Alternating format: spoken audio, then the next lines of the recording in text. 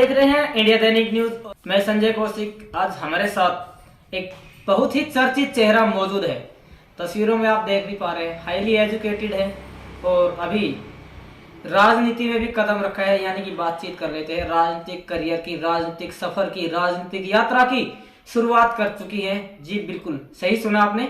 हमारे साथ मौजूद है गांव मांडोला की सरपंच पूजा यादव जी। आइए बातचीत करते हैं, जानते हैं और कुछ इनकी जो पर्सनल लाइफ है या इनकी जो प्रोफाइल है उसके बारे में भी आप तक पहुंचाने की कोशिश करेंगे कि क्या स्टेटस है, क्या इनकी जो एजुकेशन है वो है और किस तरह से जो अपना राजनीतिक करियर है उसको आगे बढ़ाएंगे, क्यों राजनीति में आए और राजनीति में आने के पीछे मकसद क्या है। पूजा जी नमस्कार। आपका स्वागत है इंडिया दैनिक न्यूज और भारत गौरव न्यूज में। धन्यवाद। जब से पंचायती राज के चुनाव की सरगर्मियां हुई थी, काफ़ी अगली बार बातचीत कर ले तो समाज में बहुत कुछ बदला है।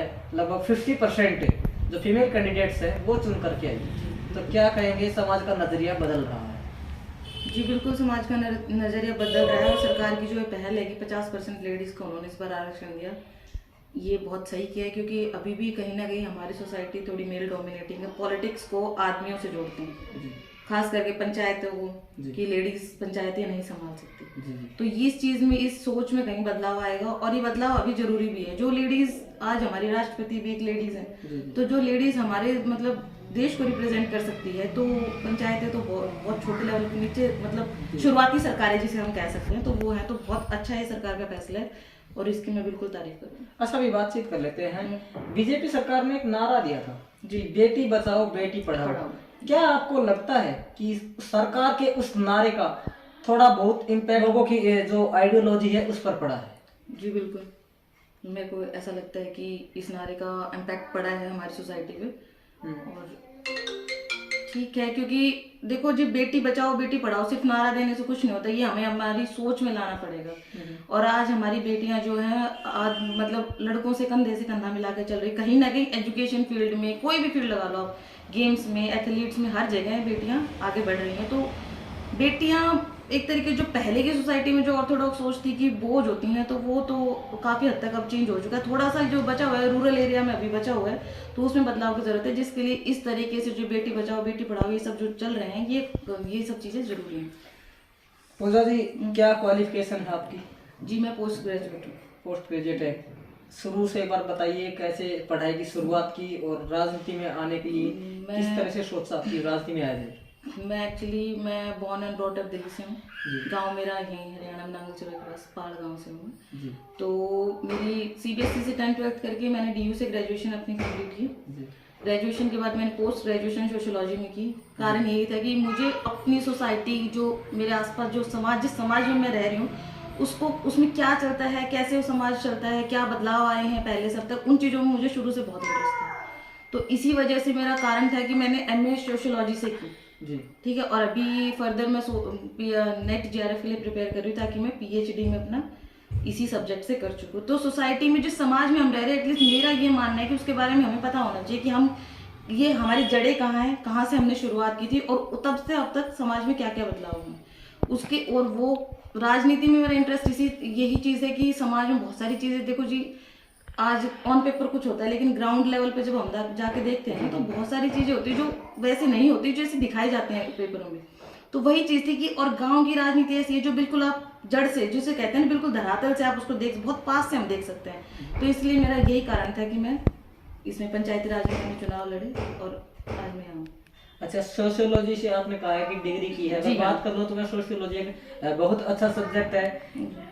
आपको कितनी कुछ मदद इस सब्जेक्ट से समाज को पढ़ने में, परखने में और समाज के बीच रहने में मदद मिली? जी बिल्कुल मदद मिली, क्योंकि समाज, सोशियोलॉजी को हिंदी में समाज शास्त्र कहते हैं, जो एक तरह से समाज का शास्त्र है। इसको एक्चुअली ये सब्जेक्ट ऐसा है कि पढ़ने के लिए इसमें हाँ बहुत कुछ है, लेकिन आप इसमें जो टॉपिक्स है ना, आप उनको रिलेट कर सकते हो अपने आसपास के सराउंडिंग से। तो इस वजह से इस सब्जेक्ट का मुझे बहुत हेल्प मिली और सोसाइटी में लोगों की थिंकिंग, जो रूरल एरियाज में कुछ है, अर्बन में कुछ है, इन चीज़ों को समझने में, दोनों के बीच डिफरेंस में बहुत हेल्प मिली सब्जेक्ट में। और मेरा सब्जेक्ट का इसका मेन पर्पस भी यही था, क्योंकि मुझे पॉलिटिक्स शुरू से पसंद थी।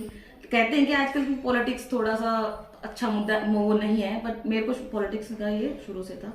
ग्रेजुएशन के बाद मैंने मेरा मन बना लिया था कि मैंने समाजशास्त्र में पढ़ाई भी करनी है आगे फर्दर। जो मेरा शुरू से एम था कि मैं पीएचडी करूं, और अभी बीच में शादी का और कुछ मतलब पर्सनल उसकी वजह से मैं नहीं कर पाई, लेकिन अभी मैं अपनी स्टडीज कंटिन्यू कर रही हूँ।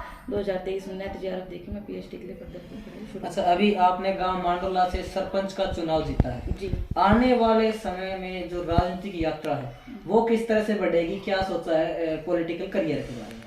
जी देखो, अभी तो 5 साल मैं मांडोला गांव की सरपंच हूँ, तो उसमें अभी मेरा जो मेन एम है वो यही है कि हमारे गांव में अभी बहुत सारी चीज़ें हैं जो मुझे लगता है जैसे मूलभूत सुविधा, जैसे हम कह सकते हैं आज सिर्फ मूलभूत सुविधा रोटी कपड़ा मकान नहीं है, उसके अलावा भी है कि हमें पढ़ाई के लिए भी चाहिए। सबसे मेन तो शिक्षा के क्षेत्र में, फिर बच्चों के लिए हमारे जो युवा हमारे गाँव में है खेल के उसमें भी, तो मुझे लगता है कि अभी हमारे गाँव में बहुत सारी जैसे युवाओं के लिए लाइब्रेरी नहीं है हमारे गाँव में, तो वो होना चाहिए। एक खेल का मैदान, सिर्फ खाली मैदान नहीं, उसमें इक्विपमेंट्स भी होने चाहिए जिससे हमारे बच्चों को आगे बढ़ने में हेल्प मिल सके।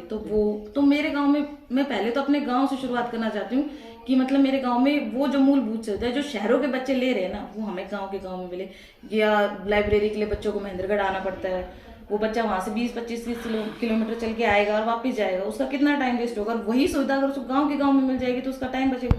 और देखो जी, ये हम सब जानते हैं, आप भी बहुत अच्छे तरीके से जानते हैं कि शिक्षा के क्षेत्र में समय का बहुत महत्व है जी। तो यही है कि मैं अभी पहले तो अपने गाँव में स्पेशल जो मेरा मैं चाहती हूँ शुरू से जो मेरा वो रहा है कि उसमें शिक्षा क्षेत्र में युवाओं के लिए और महिलाओं के लिए कि महिलाएं आगे आए, जो उनके जो टैलेंट्स हैं, जो अभी भी बहुत टैलेंट्स हैं हमारे गांव में, लेकिन वो है ना कि कहीं ना कहीं वो दबी रह जाती, पिछड़े उसमें रह जाती। तो मैं चाहती हूँ कि वो आगे आए। तो महिलाओं के और युवाओं का मेरा जो मेन है वो इसमें रहेगा, मेरे गाँव के पॉलिटिक्स में जो मेरा 5 साल का इसमें टाइम पीरियड उसमें।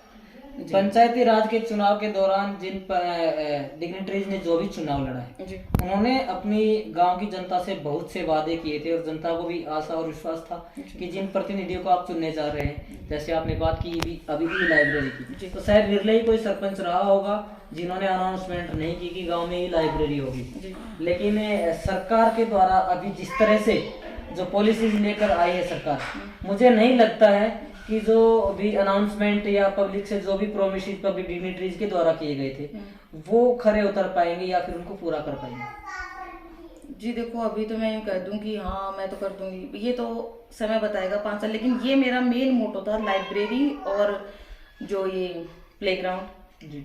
और जो जैसे हमारे यहाँ बाबा केसरिया का मेला पड़ता है, बहुत फेमस है, तो उसमें खेल होते हैं, कुश्ती होती है। तो इस बार मैं मतलब ये मेरी अभी मैंने इसको ऑन पेपर या ऑन ग्राउंड कुछ नहीं, बस अभी मेरी थिंकिंग में है कि इस बार कोई जैसे कुश्ती हो गया, मेन उसमें लड़के खेलते हैं, इस बार कुछ ऐसा गेम भी होना चाहिए जिसमें लेडीज भी पार्टिसिपेट ले सके और वो भी अपना मतलब उनकी भी उसमें अहम भूमिका जैसे कुश्ती में लड़कों की होती है, ऐसे लेडीज का भी कोई गेम हम लेकर आए। तो ई लाइब्रेरी बनेगी, अभी समय, अभी तो 2 महीने हुए, अभी तो 5 साल का समय, ई लाइब्रेरी जरूर बनेगी जी। ये मेरा फर्स्ट एम है ये लाइब्रेरी का।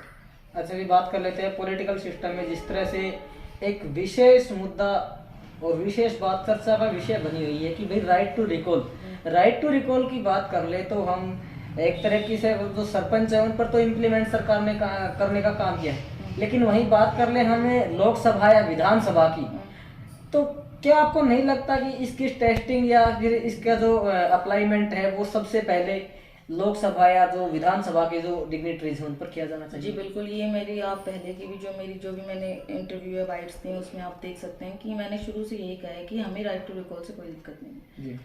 हम भी जनप्रतिनिधि हैं, जो एमएलए सांसद जो भी हैं वो सब भी जनप्रतिनिधि। राइट टू रिकॉल सब पे लागू होना चाहिए, सरपंचों पे लागू करो, नो इशू करो, लेकिन ये राइट टू रिकॉल इम्प्लीमेंट ऊपर भी होना चाहिए। जो एमएलए सांसद है वो भी जनप्रतिनिधि, हम भी जनप्रतिनिधि, हमें भी जनता ने चुन के भेजा।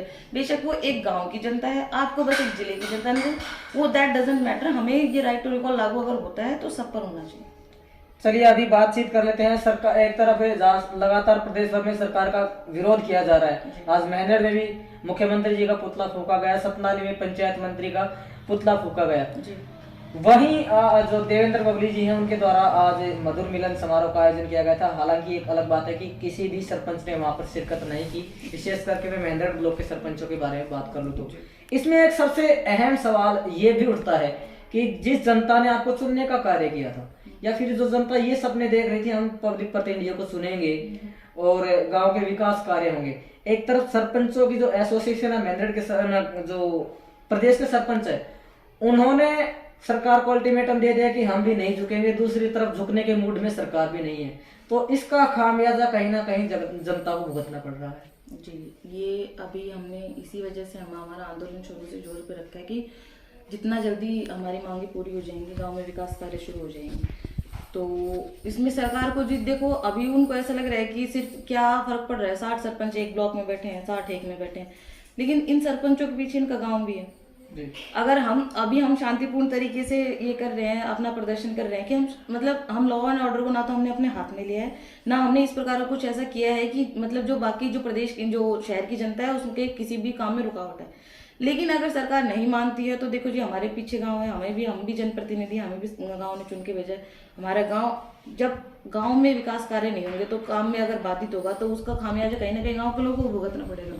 तो बिल्कुल उनके अंदर भी रोष है, और अगर सरकार नहीं मानेगी तो आगे हम सीएम आवास का जब घेराव करेंगे तो गांव के लोग भी हमारे साथ होंगे। और देखो जी, हम शुरू से नहीं चाह रहे कि लॉ एंड ऑर्डर, हमने जैसे आपने देखा था कि हमने परसों देवेंद्र सिंह बबली जी को पुतला फूका था, हमने बहुत शांतिपूर्ण ढंग से अपनी शव यात्रा निकाल के बाजार के बीचों बीच, लेकिन हमने कुछ ऐसा लॉ एंड ऑर्डर, कुछ ऐसी स्थिति नहीं बनाई कि आम जनता को उसका खामियाजा भुगतना पड़े। तो ठीक है, अभी हम अपना आंदोलन शांतिपूर्ण तरीके से कर रहे हैं, अगर आगे नहीं मानेंगे तो आंदोलन और रोष पकड़ेगा और जोर पकड़ेगा। तो इसके अलावा क्या कुछ कहना चाहेंगे जो महेंद्र ब्लॉक की जो चुनाव हुए सरपंच एसोसिएशन के, उसमें आपको प्रधान पद के लिए चुना गया है, एक बड़ी जिम्मेदारी दी गई है, तो आने वाले समय में जो पंचायतें हैं जिनको समस्याएं आ सकती हैं, उनका किस तरह से आप साथ देंगे या उनकी समस्या का किस तरह से निवारण आप करवाने का कार्य करेंगे? जी देखो, ये मेरे लिए बहुत ही ऑनर की बात है कि सर्वसम्मति से मुझे महेंद्र ब्लॉक के हमारे जो 64 सरपंच उन्होंने मेरे को अपना प्रधान चुना। ये मेरे लिए बहुत गौरव की बात है, और बहुत ही मैं इन सब इस डिसीजन के लिए मैं सबकी बहुत रिस्पेक्ट करती हूँ। और जी देखो, जो जिस पद के लिए मुझे चुना गया है ना, तो एटलीस्ट मैं ये चाहती हूँ कि मेरे अंदर उतनी कैपेबिलिटी हो कि मैं उसका अपने जो काम मुझे जो जिम्मेदारियां मुझे गई उसका निष्ठापूर्वक निर्वहन कर सकूं। आगे जहां भी किसी भी गांव की पंचायत को अगर मेरी जरूरत पड़ी तो मैं उनको आगे खड़ी मिलूंगी, और जो इस प्रधान पद के लिए जो मेरे हक मेरे हक में जितने भी जो मेरे हाथ में, मैं अपने उससे हकों से बाहर जाकर तो कुछ नहीं कर सकती, जो मेरे हाथ में उतने तक मैं उनकी हेल्प जरूर करूंगी। और जो विश्वास उन्होंने मेरे को दिखाया है, मैं अपनी तरफ से पूरी कोशिश करूंगी कि मैं उनके विश्वास पे खरी उतर सकूं। बहुत बहुत धन्यवाद जी इंडिया डेली न्यूज़ भारत के साथ जुड़ने के लिए। तो ये हमारे साथ मौजूद रही, देखिए हाईली एजुकेटेड है और किसी छोटी मोटी संस्थान से नहीं, बल्कि दिल्ली जैसी DU जैसी जो प्रतिष्ठित यूनिवर्सिटी है उनसे ग्रेजुएशन की है, आने वाले समय में PhD करने वाली है, राजनीति के क्षेत्र में उतरी है, और आने वाले समय में अब ये तो भविष्य के गर्भ में है कि कहाँ तक इनका जो राजनीतिक करियर है वो जाएगा, किस तरह से राजनीति में एक्टिव रहने वाली है, कौन कौन से चुनाव और लड़ने वाली है, भविष्य के गर्भ में है। लेकिन जिस तरह से यहाँ पे बातचीत की गई है, काफ़ी मुद्दों पर बेबाकी से खुलकर के अपनी राय रखी है, वहीं कहीं ना कहीं जो सरपंच है उनको साधने का कार्य भी किया है कि आप जो सरपंच एसोसिएशन है उसके साथ जुड़ने का कार्य करें। और सबसे अच्छी बात ये है कि ये भी अपील की गई है कि आप लॉ एंड ऑर्डर सिचुएशन को मेंटेन रखें, कानून को हाथ में ना लें, शांतिपूर्ण तरीके से आप प्रदर्शन करें। और सरकार से भी कहा गया है कि जो right to recall policy apply की गई है सरपंचों पर, सबसे पहले शीर्ष जो प्रतिनिधि हैं, विधायक या सांसद की हम बात कर लें तो उन पर अप्लाई की जानी चाहिए। बहुत अच्छे से बेबाकी से हर बात का जवाब इन्होंने दिया है। आज हमारे खास मेहमान के रूप में हमारे साथ मौजूद रही गांव मांडोला की नवनिर्वाचित और युवा सरपंच पूजा यादव जी। अभी आपका क्या विचार है कि भाई इनकी जो बातचीत करने का जो तरीका है और रिटेलिएंट जिस तरह से जो बातचीत करके जो सवाल जवाब इन्होंने दिए है, इसके बारे में आप क्या सोचते हैं? और विशेष करके चूल्हे चौके से बाहर आकर जो सामाजिक जिम्मेदारी उसको संभाला है, तो इस वीडियो के बारे में आपका क्या विचार है? और खास करके जो महेंद्रगढ़ ब्लॉक के जो सरपंच है उनका क्या विचार है, जो प्रधान आपकी चुनी गई है उनके बारे में कमेंट सेक्शन में जवाब अवश्य दीजिए। चैनल को सब्सक्राइब करें और खबर को ज़्यादा से ज़्यादा शेयर करें। आगे फिर से हमारे नए मेहमान के साथ हम उपस्थित रहेंगे। जय हिंद, जय भारत, जय हरियाणा।